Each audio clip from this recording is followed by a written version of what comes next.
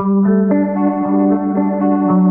came out to the garden and was so surprised to see that my saffron crocus, or Crocus sativus, had bloomed. I feel like they came up overnight. I never even saw the foliage come up. Saffron crocus is grown from bulbs, and you'd want to plant them in the fall, and honestly, even as early as August can be a good time to get them in the ground.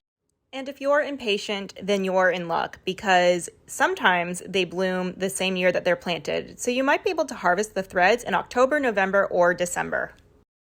Saffron is considered one of the most expensive spices in the world because to get a large amount of the saffron threads, known as stigmas, you'd need a ton of flowers, and it's estimated you'd need around 75,000 flowers to get a full pound of saffron because each flower only produces a few threads each.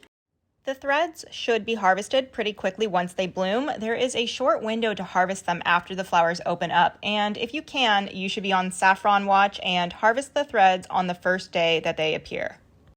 You can just harvest them with your hands, and in some cases it may even be easier to. I am using tweezers, and sometimes it can be hard to grab it just in the right area to pull, but I don't want to smash them with my fingers, so to me it's worth it to use the tweezers.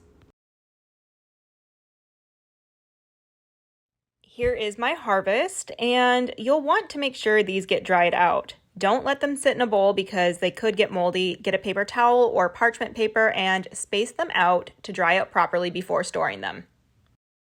Once they have bloomed and you've harvested the threads, you can dig up the bulbs if you want to, but they do just fine being left in the ground unless you wanted to space them out a bit because they do multiply over time.